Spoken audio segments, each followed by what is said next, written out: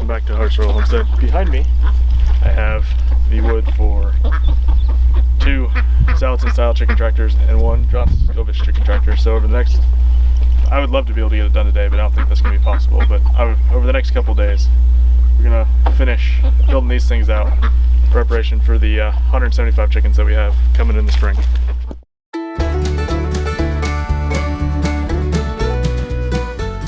So, here we go. If you look on my left, there is the Joel Salatin chicken tractor wood. On the right is the wood and the conduit for the John Suscovich. So let's get started on the John Suscovich model and see how long it takes to build. For this build, we used the plans from John Suscovich website, which is Farm Marketing Solutions, and we'll link to it down below. But they're pretty well written and laid out. So we did the cut, and we did all the measurements and followed the cut sheet to get everything cut out and ready to go before we started trying to assemble it, which highly recommend doing that. It makes it so much easier. And after we got all the cuts done, we started working on the half laps. So if you're not familiar, a half lap is essentially just you cut the boards halfway deep, 2 of them, so that when you mesh them together, they make one single thickness of board. So it's pretty simple to do with the circular saw. I think we ran through 1 battery on the Milwaukee, but it did kind of go through work today. And then after you cut a bunch of lines in it, then all you have to do is knock all the little chunks of wood out. So this is where I was trying to get Lisa involved on this, and she seemed pretty engaged by clearing out the half-lap joints. Just watch her. Don't mind the fact that if she slips and misses with the chisel, she hits the tire and we can run.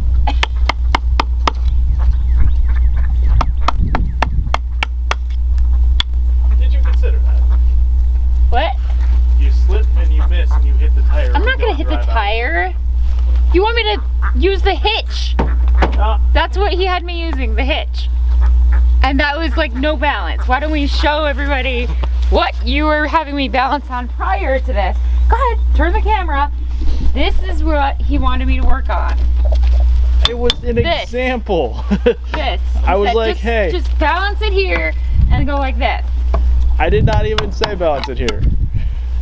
Go like that. You know there's a piece of wood over there. Just don't hit my tire. That's all I ask. Don't hit my tire. So while Lisa was cleaning up the half lap joints, I was cutting the other half laps and also making sure the length of the boards was correct. I've run into problems before where the lumberyard, you'll buy like a 10-foot 2x4 and it's actually like 10 foot 1 inch or 10 foot a half an inch. So I had to go cut off a half an inch on one end, and then you'll see this is what happened. Well, I went to go cut my half laps, didn't check the depth, and I ended up cutting it in half. So I'm short one 10-foot 2x4 now, so we'll get the rest of these cuts done, go get a 2x4, and yeah, then we'll move on. So that was a fun mistake to make, but we kept on going. I made sure to check the depth on the skill saw, and we kept cutting the rest of the half laps. We only had a couple left, so I got the rest of them cut while Lisa was still cleaning up the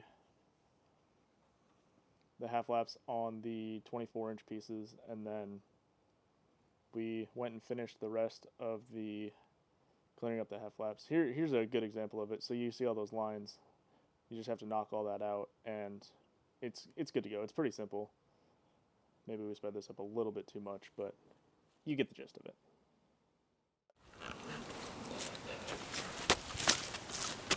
I decided it was worth it to cut one of the 12-foot ones for the Salatin tractors, just so I could get this one finished, and then I'll just go buy one next time. Oh my god, I never thought of it.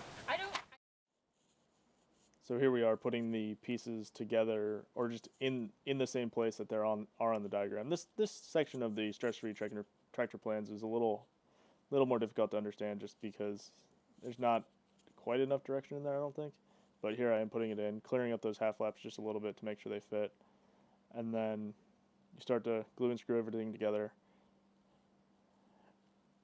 we had to switch over to the phone as the camera because our other camera died. Here we are putting the door together. We did something wrong with the door, and it took me a while to figure out. I still haven't figured it out. We were like a 1/4 inch short on something, so the sides angle a little bit. Maybe that was part of the design. I don't know, but here we are getting the door together, standing it up, and if you watch really closely as we put this together, you'll see that our door is backwards. We put our door backwards, and so that caused some problems in a little bit whenever we actually went to put in the door, but we were able to work our way through that. But if you're doing this, definitely don't put it in the way that I put the door in because it's backwards. So this is the first time ever using the conduit bender, so if you look at some of these, they're a little janky, but we figured it out and started to put the conduit up. We didn't not have these bent correctly, but we got them close enough and just used the 2-pound sledge to get them the right shape that we thought they needed to be. So together, Lisa and I managed to get all the conduit together. We were not paying attention to the camera at this point, though, so you get to see our feet do this, which is the most exciting part of this video, I am sure. But after we got the rest of these conduits up, we put on the tarp and we called it a day.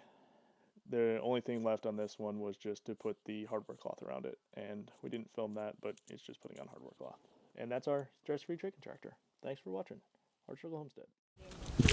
Well, that's unfortunate. So I went to cut my half laps, didn't check the depth